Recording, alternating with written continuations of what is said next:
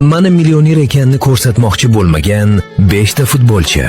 Birinchisi sizni hayratda qoldiradi.